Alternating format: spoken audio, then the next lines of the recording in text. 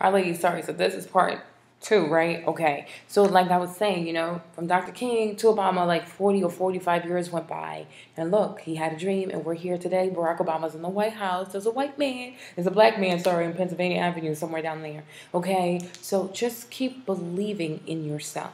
Keep believing in yourself and believe in your dream.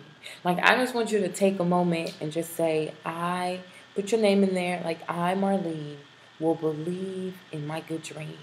I will believe in what God has set for me. I will believe in what God showed me He is going to do for me. Because so many times, like, people worry and say, like, oh, I've been praying about this and I don't know, what is God going to do for me and blah, blah, blah, blah.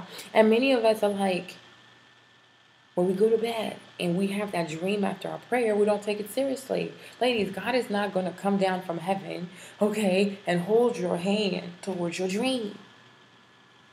But He will plant a seed in your head. He will plant a seed in your mind. And you have to be steadfast and you really have to hold on to that. Like, I remember I had a dream a few days ago where I was in the bathroom. Like, there's a bathroom in my son's room over here. And I think it was here, yeah. And in my dream, I had like 2 or 3 girls. And I think they were my daughters. And we were playing in front of the makeup, just being goofy and brushing our teeth. You know what I'm saying? So when you wake up in the morning, you have the power to believe in that. I can wake up and be like, oh, it's just a dream. Or I can say, you know what? God wants me, or God is telling me that there are more children that come in my life. You understand what I'm saying? He's telling me that there are more children that come in my life. So what I'm going to do is I'm going to hold on steadfast to that. And that is going to be something that I'm going to pray about. Because, like, I was having a conversation with the Lapo, Songbird Diva for Life. Hello, and what she said, she's like, Marlene, God is a good God. He doesn't tease people. You know what I'm saying? And when you are a woman and you are like your childbearing years, when you're in your childbearing years, why would God tease you with dreams of you having beautiful girls and you and your daughters are playing in front of the mirror? So you just wake up and you just believe and you just hold on to that. You understand what I'm saying? If you right now, like, you're going through a financial hard time and you don't know how you're going to pay for this or pay for that or pay for this, my thing is, let me tell you something. You're not going to be the first person, nor are you going to be the last person to be going through financial struggles. Everybody's going through financial struggles. It's called a recession. So you're not the only person in that predicament. You understand? But my thing is, because you have Jesus, you already know it's going to work out.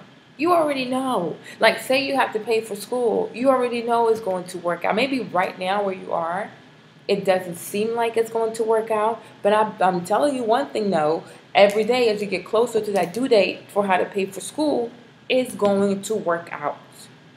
But you have to hold on to your dream. And also, let me also say this. It keeps freezing. The dream also is not just something like when you close your eyes, when you went to bed and you saw something like with your subconscious. It's not just that. Say, for example, when you were little, you saw yourself going to college or you saw yourself being a doctor. That too is also a dream. That is a dream. Why would God put, like, just like He said, He's the potter house. He's the potter. He's the potter. I'm talking about potter house. He's the potter. Why would He put a dream, for example, for you to want to become a doctor? Why would He do that for you? You know what I'm saying? If it's not the fact that He put that, like, what does a 2-year-old or 3-year-old know about being a doctor?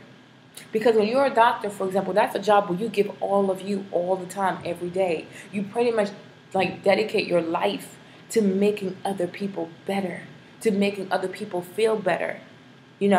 People come to you. If you're able to heal those people, they get to go back to their families. You understand? That's a healing ministry. You understand? So why would God put that in a 3-year-old? Unless He wants you one day to become that doctor. And now you're in this predicament where maybe you're not getting the grades or you don't have the money to pay for med school. But my thing is, as a 3-year-old, were you worried about how you were going to pay for med school? Hello? Y'all don't want me to say this. Should I keep going or do I stop? I'm serious. As a 3-year-old, were you worried about how you were going to pay for med school? No. You just knew that you wanted to be a doctor. Why? Because it was your dream since you were 3. So now where you are in your life, you know, don't be, don't kill the dream with worries. Don't kill the dream with things that everybody goes through. You understand? There are a lot of people who had hard times paying for med school. I don't know why I keep talking about med school. Maybe somebody who's watching me is trying to go to med school. There are a lot of people who had to go work at Safeway. There's somebody at the church. But now, you guys, his practice is completely full. He had to bag bags of Safeway while he was trying to pay for med school. There are people who busted tables and had to work going to med school. You understand? And you're going to be like, but Marlene, like, why would God give me a dream and make me struggle so hard to achieve it? Baby, if you don't work hard for something, when you have it, you don't value it.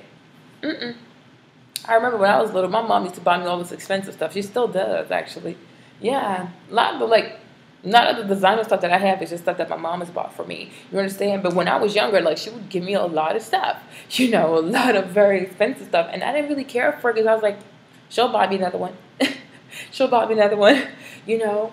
But now that I've gotten older and that there are certain things that I do for myself and I had to work for, like, for it to come about, you know, I take that even more seriously because I had to get it, like my education. That's something I had to get for myself. Having my baby, like, that's something I had to do for myself. Nobody can push that baby out but you. You understand? So sometimes in life, especially as a Christian, you're going to be tested. You're going to be tested. And when you read books like Job, where you see innocent people, righteous people who just minded their business being tested, what makes you think that you're not going to be tested? What makes you think you're not going to be tested? You understand what I'm saying? It's like when Jesus says to you, if you want to walk with me, carry your cross and follow me. Hello. Carrying your cross is problems, worry. Sometimes it's problems that other people inflict upon you, and you still got to deal with it. You understand what I'm saying? But what you got to remember is that your struggles are going to make you a stronger person. When you keep going, you're going to persevere. When you keep persevering, you're going to forge yourself good character, and you're not going to give up. But no matter what you're going through, you have to keep believing in your dream. You have to keep believing in your dream. Like I always said, I was going to be an investment banker. And right now I'm in Columbus, Georgia, and I'm like, huh? Okay. I was like, okay, maybe I could work in Atlanta and work at a bank in Atlanta, you know, do like be a financial analyst or something like that. Atlanta is like an hour and 45 minutes away from here. You understand me? So I'm like, my, you know, to have worked so hard in school, fighting for all these scholarships and fellowships and academic accolades and, you know, that dream. Like, I'm going to be a financial engineer. I'm going to be an investment banker. You know, I was going through some text messages I sent my husband and I was like, oh, I want to be an investment banker. You know, and now, due to marriage, my behind is in Columbus, Georgia. Say what now? You know, and I could be like, well, maybe I'm going to give up on the dream. No.